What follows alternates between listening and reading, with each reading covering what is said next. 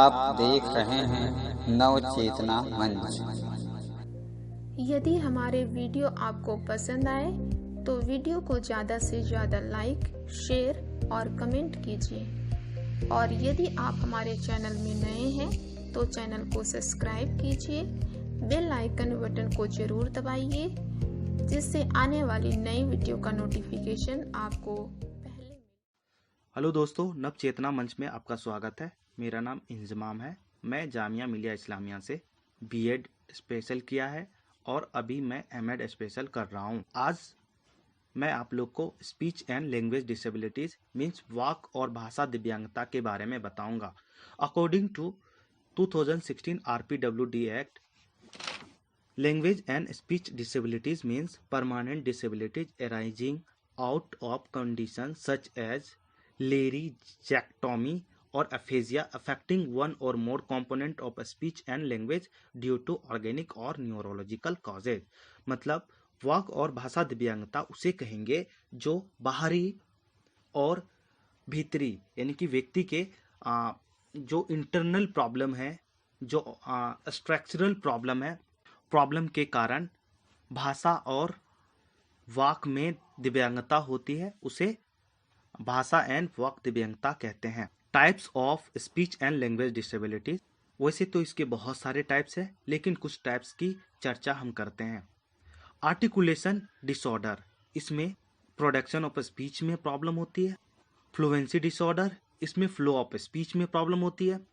Voice disorder, quality of voice disorder होती है। और लैंग्वेज डिसऑर्डर, कोई भी वर्ड को बोल पाने और दूसरे के कहे गए वर्ड को समझ पाने में प्रॉब्लम होती है।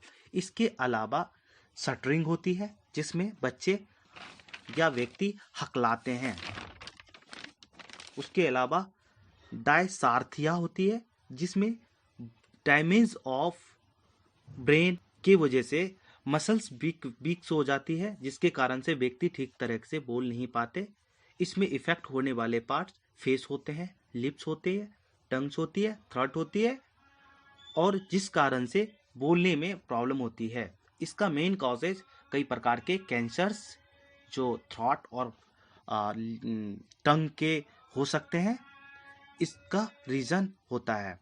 अब इसके हम कैरेक्टरिस्टिक्स मतलब इसके होने वाले प्रॉब्लम को इनसे होने वाले प्रॉब्लम के बारे में जानते हैं। सबसे पहला चीज़, इसमें बच्चे को डिफिकल्ट ऑफ प्रोड्यूसिंग साउंड होती है, यानी कि साउंड को दूसरे के पास, अपनी बात को दूसरे के पास रख पाने में दिक्कत होती है। इसके अलावा कई प्रकार के एडिशन कर देते हैं, वर्ड कुछ और है बोल कुछ और जाते हैं। ओमिशन कर देते हैं, कई बार वर्ड को ओमिट कर देते हैं, सब्सटीट्यूट कर देते हैं, किसी पर्टिकुलर वर्ड के साथ ही किसी और वर्ड का इस्तेमाल करना। उसके अलावा स्टटरिंग, हकलाते हैं, रिपीट करते हैं, और कई बार हेजिटेशंस होती है इन सब प्रॉब्लम में। इसके अलावा सेंटेंस मेकिंग प्रॉब्लम होती है। कई बार बच्चे उसकी पिच ज़्यादा हाई रहती है, कई बार स्लो होती है, कई बार बहुत ज़्यादा बच्चे लाउडली बात करते हैं, और क्वालिटी ऑफ वॉइस कम और ज़्यादा हो जाती है। लॉस ऑफ वॉइस हो जाती है।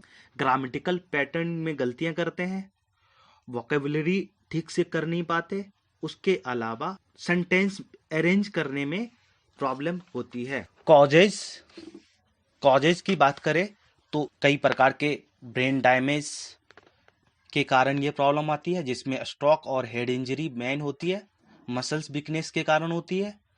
वोकल कॉर्ड वो डैमेज हो जाने के कारण भी होती है। और कई प्रकार के डिजीज जैसे पर्किंस डिजीज या कैंसर्स के कारण भी होता है, डेमेंटिया के कारण होता है। उसके अलावा जो एसएलडी बच्चे होते हैं, ऑटिज्म बच्चे होते हैं, उनकी भी स्पीच प्रॉब्लम होती है डाउन सिंड्रोम वाले के लिए। और हियरिंग इम्पेयर, कई बार बच्चे जो कई बार मोस्ट प्रोबेबली जिस बच्चे को हियरिंग लॉस होती है, उन बच्चों में भी इस तरह की चीज़ देखा जाता है। बिफोर बर्थ में या बर्थ के समय में भी कई तरह की प्रॉब्लम के कारण बच्चे की डेवलपमेंट नहीं हो पाती, जिस कारण से भी उसमें प्रॉब्लम आती है, जिसमें बच्चा प्रीमेच्योर अगर बर्थ होता है उनका, उसमें भी दिक्कत आती है, या फिर बच्चे का वेट कम हो, या फिर उसकी फैमिली हिस्ट्री रही हो डिसऑर्डर, स्पीच डिसऑर्डर की, या फिर बच्चों में ईयर, नोज, थ्रोट की प्रॉब्लम होती हो, जिसके इफेक्ट के कारण भी स्पीच प्रॉब्लम होती है। अब डायग्नोसिस की बात करें तो इनके कई प्रकार के डायग्नोसिस करते हैं बच्चों को फाइंड आउट करने के लिए, जिसमें वो डिपेंड करता है कि बच्चे के किस प्रकार की सिवियरिटी ऑफ लैंग्वेज प्रॉब्लम होती है, जिसमें जो ये करते हैं स्पीच लैंग्वेज पैथोलॉजिस्ट करते हैं, जिसमें वो मुख्य रूप से फैमिली हिस्ट्री देखते हैं या फिर उसके movements, lips, jaw, tongue and mouth and throat की या उनकी बनावटें को फाइंड आउट करते हैं कि उसमें कोई किसी तरह का प्रॉब्लम तो नहीं है। दूसरी होती है डेनवर आर्टिकुलेशन स्क्रीनिंग एग्जामिनेशन। इसमें बच्चों के क्लियरिटी ऑफ प्रोनाउंसिएशन पे का टेस्ट किया जाता है कि वो बच्चे ठीक से वर्ड को बोल पा रहा है या नहीं। इसके अलावा प्रोसोडी वॉइस स्क्रीनिंग प्रोफाइल होती है, जिसमें पिच, फ्रेजिंग, स्पीच पैटर्न और स्पीकिंग वॉल्यूम्स की स्क्रीनिंग की जाती है। इसके बाद dynamic evaluation of motor speech skills या शॉर्ट में DEMSS मैनुअल होती है, जिसमें एक तरह का गाइड होती है जो डायग्नोसिस में हेल्प करता है। ट्रीटमेंट बेसिकली इसमें 2 टाइप्स के ट्रीटमेंट करते हैं, जिसमें पहला स्पीच थेरेपी होती है, जिसके करने के बाद बच्चे में को कुछ लैंग्वेज बोलने में या स्पीच में प्रॉब्लम को सॉर्ट आउट करते हैं, या फिर एक्सरसाइज के थ्रू भी करते हैं। लेकिन इसके अलावा कुछ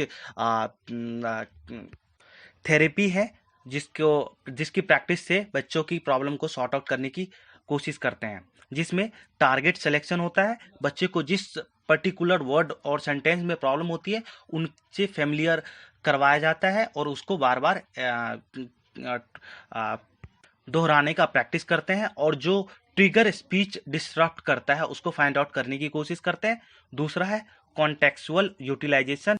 इसमें डिफरेंट सिलेबल बेस्ड कॉन्टेक्ट्स को दोहराने की कोशिश करते हैं। उसके अलावा कॉन्ट्रैक्ट थेरेपी होती है। कॉन्ट्रैक्ट थेरेपी में दो वर्ड, डिफरेंट तरह का वर्ड को या पेयर ऑफ वर्ड को दोहराते हैं ताकि उनकी भाषा ठीक हो सके। उसमें जिस तरह से बीट एंड फीट, डॉ एंड सॉ, इस तरह की वर्ड को दोहराने के लिए कहा जाता है, जिससे बच्चे सीख पाए। उसके बाद ओरल मोटर थेरेपी होती है, जिसमें muscles strength, motor control, breath control, इन सब की एक्सरसाइज करवाई जाती है, और वो जिससे स्मूथ हो जाए और नेचुरल तरीके से भाषा या लैंग्वेज बोल सके।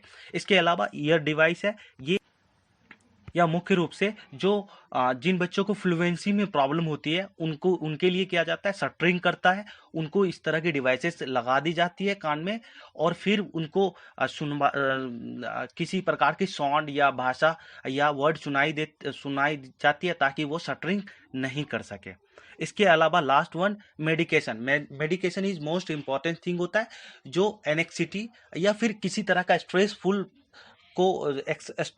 अगर बच्चा स्ट्रेस फील कर रहा है, उसको सॉर्ट आउट करने में, प्रॉब्लम को सॉर्ट आउट करने की कोशिश करते हैं। इस तरह से अब हम इसके एप्लीकेशन यानी कि इसके प्रभाव की बात करते हैं। इसके प्रभाव को देखा जाए तो कई तरह के प्रभाव व्यक्ति के जीवन में आते हैं, लेकिन मुख्य रूप से कहा जाए तो जिन व्यक्ति में स्पीच एंड लैंग्वेज डिसेबिलिटीज या डिसऑर्डर की प्रॉब्लम होती है, उनको बाहरी दुनिया में कई प्रकार के प्रॉब्लम फेस करने पड़ते हैं, जिसमें मुख्य रूप से एजुकेशन में प्रॉब्लम आती है, जॉब में प्रॉब्लम आती है, चूँकि लैंग्वेज और स्पीच के बदौलत भी हम किसी दूसरे व्यक्ति से वार्तालाप करते हैं। इस वजह से अगर हमारी प्रोनाउंसिएशन या हमारी लैंग्वेज में प्रॉब्लम होती है तो फिर हम कॉन्टैक्ट बनाने या अपनी बात रखने में असहज फील करते हैं। इस प्रकार आज हमने बात की लैंग्वेज एंड स्पीच डिसेबिलिटीज की। Thank you.